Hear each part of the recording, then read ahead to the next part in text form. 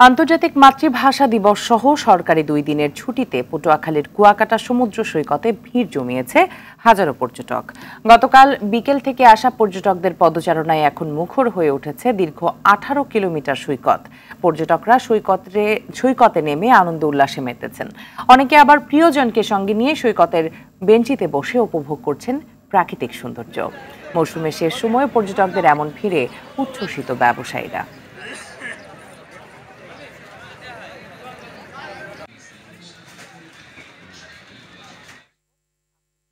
দর্শক, এই বিষয়ে আরো জানাতে সমুদ্র সৈকত কুয়াকাটা থেকে সরাসরি যুক্ত হচ্ছেন সহকর্মী কাজী সাইদ। সাইদ, পর্যটকদের নিরাপত্তা কেমন দেখছেন আর পর্যটকরা কি বলছেন?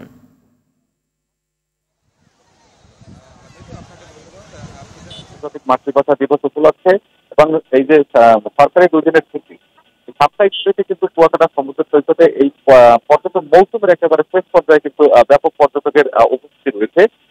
আমি হোটেল মালিক সমিতির সাথে কথা বলেছি, তারা যেটি জানিয়েছেন যে আসলে শতভাগ হোটেলগুলো কিন্তু কক্ষপথ রয়েছে।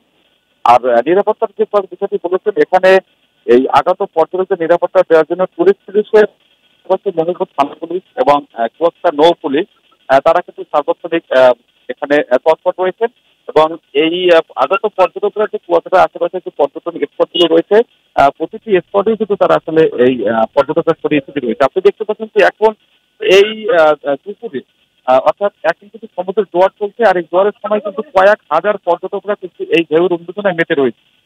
আর এই পর্যটকদের নিরাপত্তা দেওয়ার জন্য কিন্তু টুরিস্ট পুলিশ যে প্রতি পর্যটক স্পট হচ্ছে, প্রতিটি স্পটে কিন্তু আসলে নিরাপত্তা ব্যবস্থা জোরদার করেছে এবং নির্বাহী ম্যাজিস্ট্রেট রয়েছেন যাতে কোনো ধরনের কোনো অপ্রীতিকর ঘটনা না ঘটে এবং পর্যটকদের যাতে এখানকার ব্যবসায়ীরা যাতে কোনো ধরনের গলা কাটতে না পারেন, সে বিষয়ে কিন্তু সার্বক্ষণিক নিরাপত্তা দেওয়া হচ্ছে এবং নির্বাহী ম্যাজিস্ট্রেটের তৎপরতা রয়েছে।